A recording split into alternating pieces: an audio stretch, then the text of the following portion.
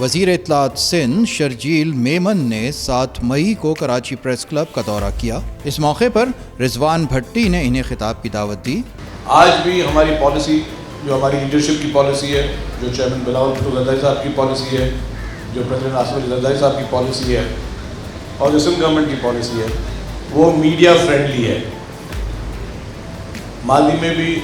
جو بھی کام یہاں پہ ہوئے ہیں جرنلسٹ کے لیے، وہ کسی سے ڈھکے چھپے ہوئے نہیں ہیں۔ صحافیوں کے لیے شہید محترمہ بینظیر بھٹو صاحبہ نے ہاکس بے میں صحافیوں کے لیے پلاٹس دیے، وہ پیپلز پارٹی کے دور میں ہوا۔ پھر محترم آصف علی زرداری صاحب کے دور میں اور ہماری منسٹری کے دور میں ملیر ڈیولپمنٹ اتھارٹی میں جرنلسٹ کو پلاٹس دیے گئے، تاکہ ہم چاہتے ہیں کہ جی یہ کوئی احسان میں نہیں جتا رہا ہوں کہ گورنمنٹ کی طرف سے، لیکن کیونکہ ہمیں پتہ ہے کہ صحافیوں کے ساتھ جو مسائل ہیں، جو پریشانیاں ہیں، اس میں کس طرح جی ان کی مدد کی جا سکتی ہے، ان کے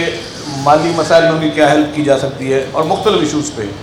چاہے کبھی خدا نخواستہ کوئی بیماریاں ہوں، ہیلتھ انشورنس ہو۔ صحافیوں کے لیے ایک خاص فنڈ قائم کیا گیا تھا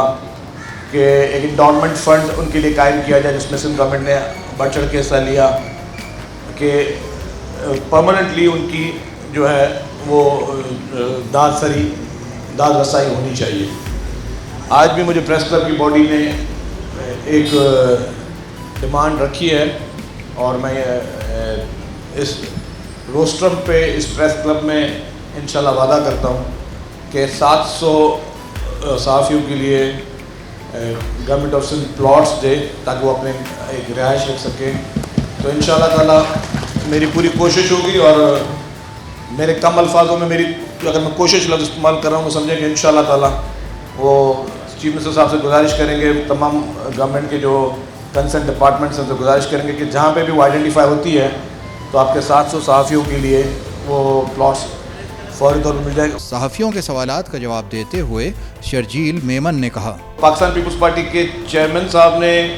پریزیڈنٹ آصف علی زرداری صاحب نے اور سی ایم سندھ صاحب نے سختی سے ہدایت کی ہے،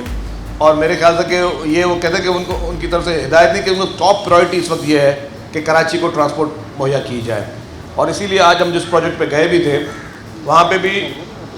ہم نے کل میں نے میٹنگ کی، ان سے بریفنگ لی، ان کو میں نے ٹارگٹ دیا کہ 1 مہینے کے اندر مجھے اورنج لائن جو کہ عبدالستار صاحب کے نام پر منسلک ہو گئی ہے وہ کمپلیشن میں چاہیے۔